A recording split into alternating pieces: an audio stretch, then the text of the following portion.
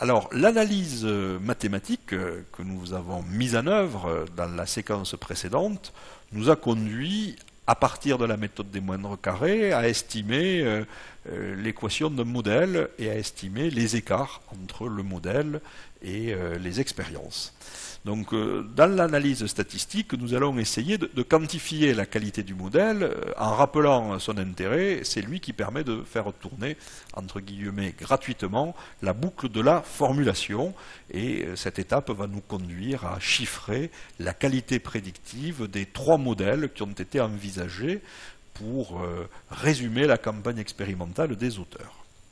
Alors, quels sont les objectifs de l'analyse statistique? Alors, on va le voir, les statistiques, ce ne sont pas des outils rébarbatifs, c'est des fonctions de variables aléatoires. Et il faut que vous considériez, que vous soyez industriel ou étudiant, que les statistiques, c'est des outils d'aide à la décision. Et vous verrez qu'en considérant que ce sont des outils d'aide à la décision, eh bien, ça a tout de suite un aspect un petit peu plus sympathique. Mais le drame, c'est que les outils d'aide, il y en a beaucoup. Et souvent, beaucoup d'outils, c'est embêtant parce qu'on ne sait pas par lequel commencer. Alors on va essayer de simplifier un petit peu l'approche dans ces études de cas qui sont plutôt initiatiques au plan d'expérience. Vous pourrez approfondir votre culture dans des chapitres ou des études de cas spécifiques, en se disant que l'analyse mathématique, qui est l'étape précédente, a produit un modèle. Donc, par exemple, un modèle synergique de degré 3.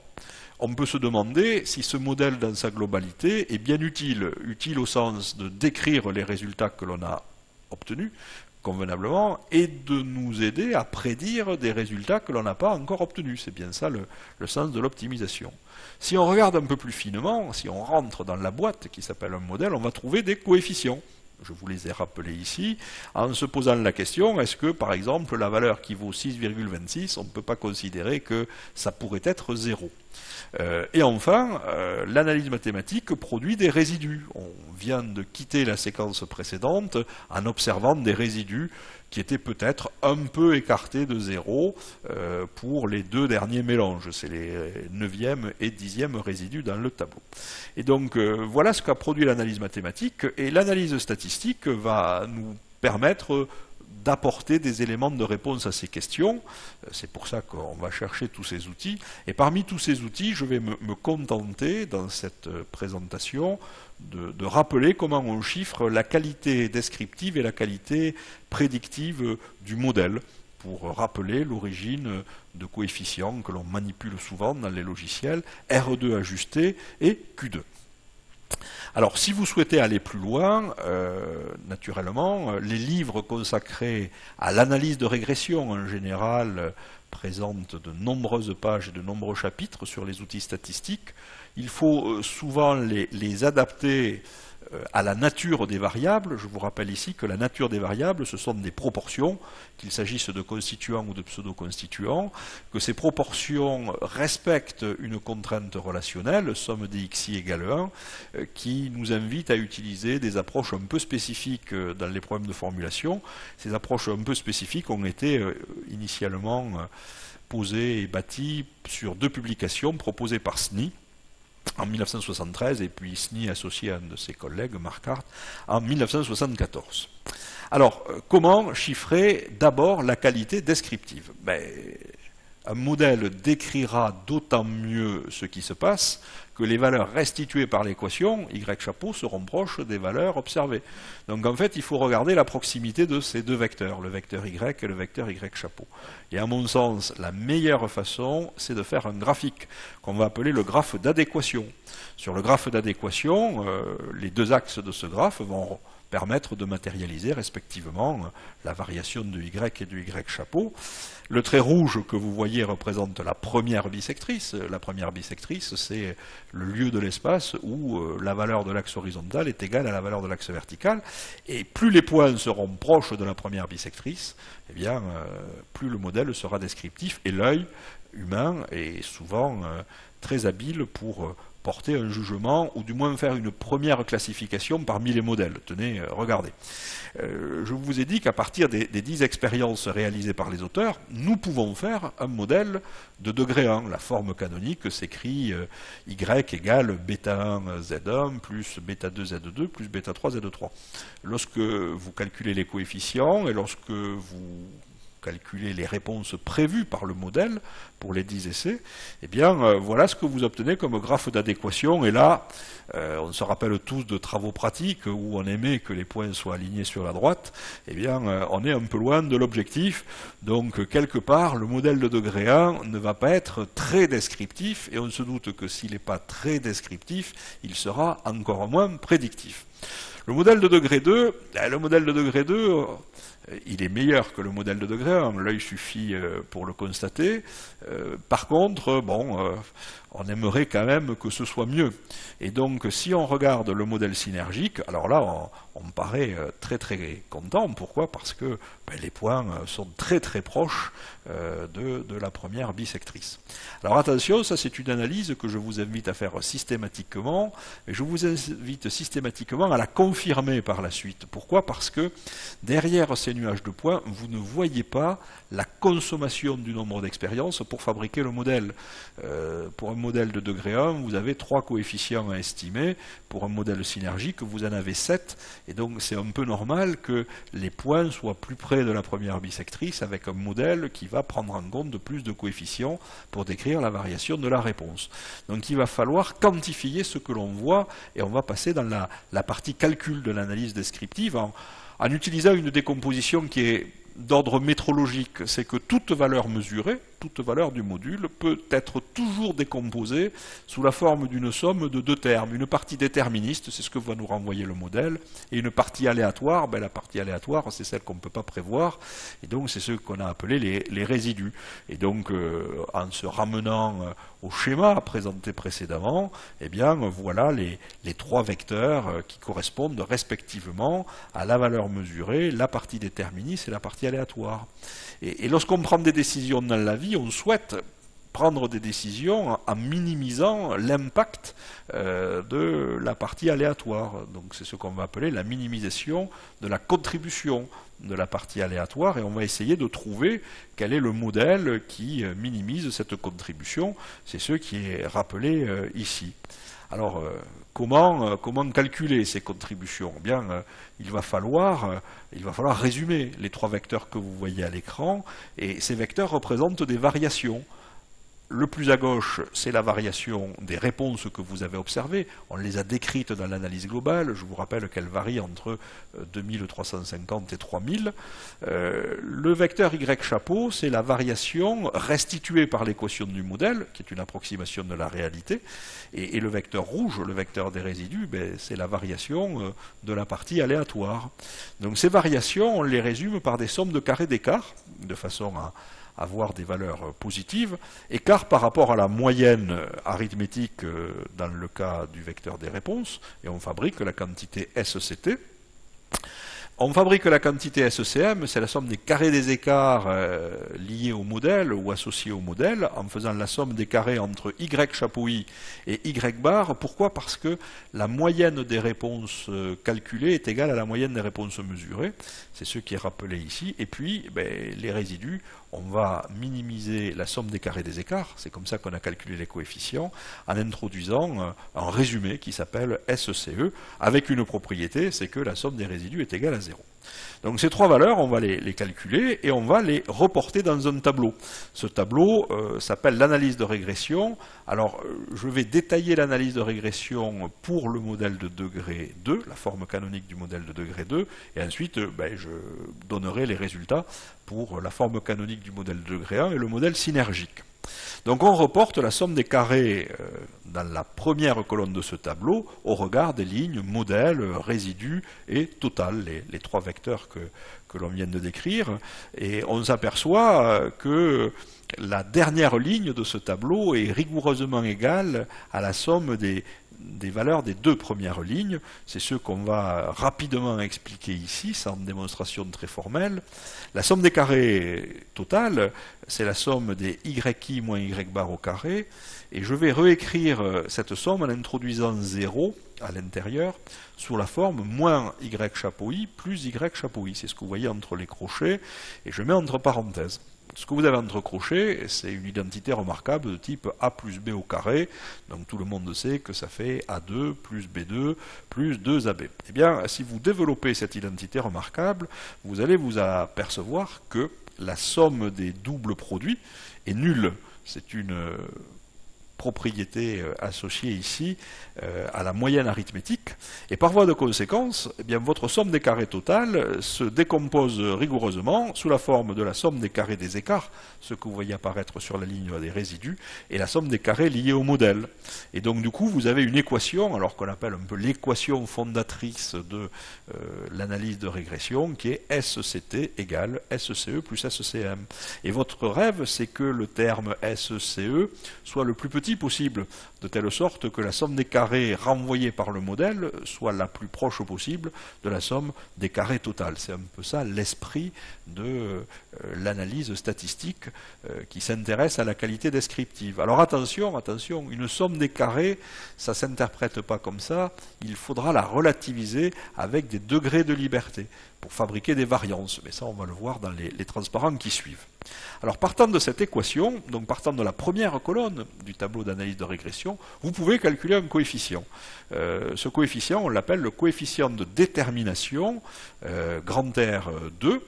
Il est calculé à partir du rapport de SCM sur SCT, c'est une contribution, ou de 1 moins SCE sur SCT, ce qui est la même chose. Ce rapport varie mathématiquement entre 0 et 1. Si vous avez 1, ça veut dire que les résidus sont tous nuls, et donc que le modèle passe exactement par les points expérimentaux. Plus il est proche de 1, plus on est content. Donc ici, pour le modèle de degré 2, dont on ne savait pas trop quoi penser tout à l'heure, eh bien, nous avons un R2 qui vaut 92,84%, ce qui n'est pas si mal, et ce que l'œil n'était pas capable de voir directement sur le graphique. Mais attention, quand vous voulez calculer la qualité descriptive du modèle, c'est pour essayer de trouver quel est le meilleur modèle. Et donc, il faut tenir compte, comme je vous avais dit tout à l'heure, du nombre de degrés de liberté, c'est-à-dire du nombre d'expériences, finalement, qui a été consommé pour estimer les coefficients du modèle. Vous doutez bien que quand on a 3 coefficients à estimer à partir de 10 expériences, c'est pas tout à fait la même chose que quand on a 7 coefficients à estimer à partir des 10 mêmes expériences.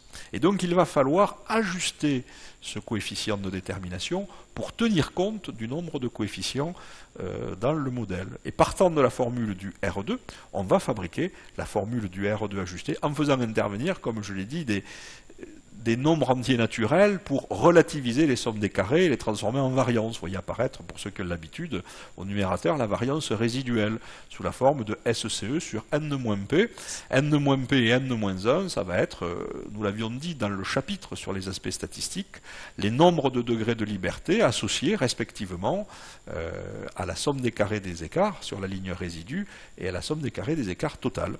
Puisque nous avons fait 10 expériences et que nous en avons consommé 6 dans la forme canonique du modèle de degré 2, ben, le nombre de degrés de liberté résiduelle, c'est 4, 10, moins 6. Et le nombre de degrés de liberté associé à la variance totale, c'est 10, moins 1, 9. Voilà. Donc tout calcul fait, on obtient la valeur de R2 ajustée. Elle est toujours plus petite que la valeur de R2, sauf quand c'est égal à 100%. Donc vous voyez tout de suite, autant 92% on était confiant, autant 83% on aurait aimé que ce soit meilleur. Voilà. Alors on va faire, dès qu'on a calculé les coefficients R2 et R2 ajustés, un graphique sous forme d'une juxtaposition de diagrammes en bâton pour montrer, parmi les modèles de degré 1, degré 2, ce sont des formes canoniques, et la forme synergique du modèle de degré 3, quel est celui qui est le plus descriptif, en choisissant celui qui a le R2 ajusté le plus important. Ici, c'est la forme synergique. Alors, la qualité descriptive du modèle est très intéressante lorsqu'on s'intéresse plutôt à des phénomènes de compréhension. Comment la réponse varie-t-elle lorsqu'on fait varier les proportions des constituants? Mais lorsqu'on cherche à faire de l'optimisation, il est préférable de compléter la qualité descriptive par un autre indicateur qui est la qualité prédictive. Alors comment calculer la qualité prédictive du modèle? Eh bien, en complétant le tableau précédent, en rajoutant un vecteur, un petit tableau d'une colonne, qui représente les écarts de prédiction. Alors la méthode que je vais utiliser ici est une méthode qui est postérieure à la publication de McLean-Anderson, puisqu'elle a été proposée en 1971, et elle va permettre de faire une approche très pragmatique en partitionnant la campagne expérimentale sous la forme de 9 expériences contre une expérience. Partant du fichier de 10 mélanges, on va retirer un mélange. Par exemple, le premier. Et avec les 9 mélanges restants, nous allons fabriquer un modèle. Et on va se demander quel est l'écart de prédiction obtenu lorsqu'on utilise ce modèle pour ce coup-ci prédire la réponse que l'on a enlevée. C'est ce que l'on note E et un indice entre parenthèses petit i. C'est l'écart que l'on observerait si l'on fabriquait un modèle qui ne tenait pas compte de l'expérience I, ce qui veut dire que l'expérience I aurait été mise entre parenthèses. Alors on voit une formule qui a été précisée dans le cours sur les aspects statistiques, qui nous montre qu'il est très facile de passer des écarts de description, qu'on a appelés les résidus, E indice I, aux écarts de prédiction, E entre parenthèses I, avec quelque part un amplificateur. Cet amplificateur, c'est 1 divisé par 1 moins HII, comme vous voyez à l'écran. Et HII, ce sont quoi? Ce sont les leviers. Et les leviers, ce sont enfin les termes diagonaux de la matrice H, dont on rappelle l'expression mathématique au bas du transparent. Alors on va revenir sur la notion de levier grâce à des graphiques. Alors ces graphiques, je ne les fais pas systématiquement lorsque je suis dans des domaines sous forme de simplex, puisque les maillages proposés sont des maillages de bonne qualité par Henri Scheffé. Par contre, faites-les systématiquement lorsque vous utilisez des maillages issus d'approches empiriques ou issus d'approches algorithmiques, par exemple cherchant à satisfaire des critères de dé-optimalité, lorsque vous êtes en présence de polyèdres convexes. Le rêve de tout expérimentateur, c'est que les amplifications des écarts de description soient les mêmes, quel que soit l'endroit où vous cherchez à prédire. Et donc, une méthode de construction, c'est de chercher à uniformiser ces fameux leviers. Alors, les leviers, ce sont des nombres réels qui varient dans l'intervalle 0,1. Et vous voyez qu'ici, je les ai reportés sous forme de bâtons en couleur, les couleurs étant en adéquation avec le coloriage des points correspondant dans le domaine expérimental. Vous remarquerez que ce sont les sommets qui ont toujours les leviers les plus importants, mais de leviers relativement faibles, puisque vous voyez que la valeur est de l'ordre de 0,5. Si la valeur était égale à 0,5, le terme 1 sur 1 moins 0,5 serait égal à 2, c'est-à-dire que l'écart de prédiction serait le double de l'écart de description. Si vous utilisez un modèle de degré 2, les leviers, la valeur des leviers augmente pour atteindre pour les sommets des valeurs de 0,90. Donc on va amplifier encore plus l'écart, puisque finalement, si c'était une valeur égale à 0,9, le coefficient amplificateur c'est 1 divisé par 1 moins 0,9. 1 moins 0,9, ça fait 0,10. 1 sur 0,10, ça fait 10. Vous multipliez par 10 l'écart de description. Et vous voyez aussi que les points situés au milieu des arêtes commencent à avoir une contribution, un levier qui est important, puisqu'il est de l'ordre de 0,70. Et si vous utilisez un modèle synergique, alors là, attention, que ce soit les sommets ou les milieux d'arête, ben, ces points-là ont des contributions proches de 0,9. Donc vous allez multiplier par 10, voire un peu plus, les écarts de description. Par contre, vous multiplierez par des amplificateurs moindres, eh bien, les réponses mesurées sur les points internes. Voilà un peu le sens et l'utilisation que l'on va faire de ces leviers. Alors, regardons comment ils interviennent ici. Pour un modèle, encore une fois, de degré 2, partant de la réponse mesurée, nous avons calculer, le vecteur Y chapeau. Ce vecteur Y chapeau nous a permis de calculer les résidus. Au passage, vous voyez que le modèle de degré 2 est moins descriptif que le modèle le modèle synergique, puisque nous avons des écarts qui peuvent atteindre 114, voire 86 en valeur absolue, et qui ne sont pas situés, ces écarts importants, sur les mêmes mélanges. Ces résidus, eh bien, en utilisant le graphe des leviers, ou plutôt la valeur des leviers, eh bien, on les a amplifiés.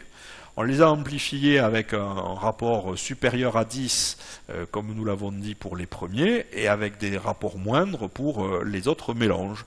Donc voilà comment on peut calculer très facilement les écarts de prédiction. Alors ces écarts de prédiction, eh bien, il va falloir les résumer. Il va falloir les résumer comme on avait résumé les écarts de description. Pour résumer les écarts de description, on a fait la somme des carrés de ces écarts de description. Eh bien, on va faire exactement la même chose pour résumer les écarts de prédiction. Et le résultat porte un acronyme, est noté sous forme d'un acronyme qu'on appelle PRESS pour Prediction Error Sum of Square, la somme des carrés des écarts de prédiction.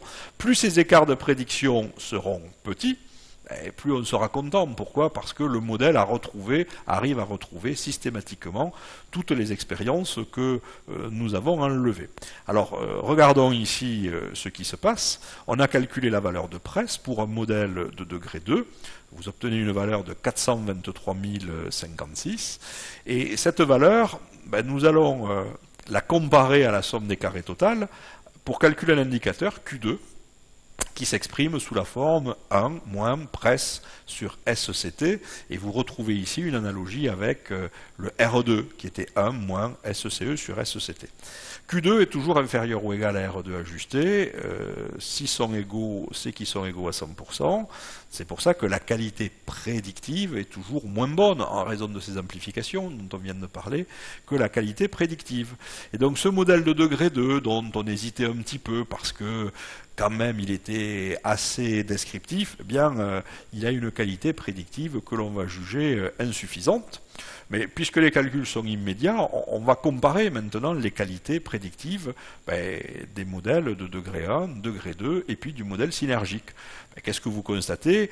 C'est que le seul modèle qui ait une qualité prédictive qui nous permette de faire de l'optimisation, ce sera le modèle synergique, donc celui qui contenait 7 termes, et c'est comme ça que nous allons conserver ce type de modèle pour aller plus loin, pour chercher un optimum. Si tel n'avait pas été le cas, eh bien, avant de considérer que le plan d'expérience n'a pas abouti, il faut se demander si la valeur faible d'un coefficient de qualité prédictive n'est pas lié à un manque de prédiction localement. Si le modèle prédit mal des expériences et que ces expériences soient très éloignées en termes de niveau de performance de ceux qu'attendent les expérimentateurs, c'est pas très grave.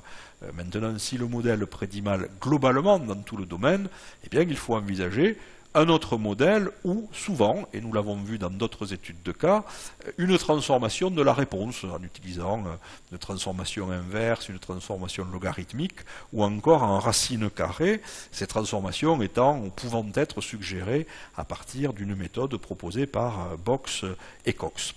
Donc maintenant que l'on a finalement isolé le modèle qui est le meilleur pour explorer le domaine expérimental, eh bien on va pouvoir finalement répondre aux questions qui étaient posées par rapport à l'analyse globale des résultats.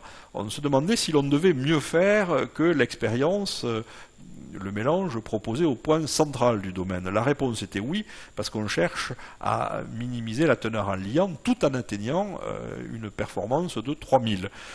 Comment faire mieux? À partir d'un modèle. Oui, mais quel modèle? Eh bien, ça y est, nous avons l'information.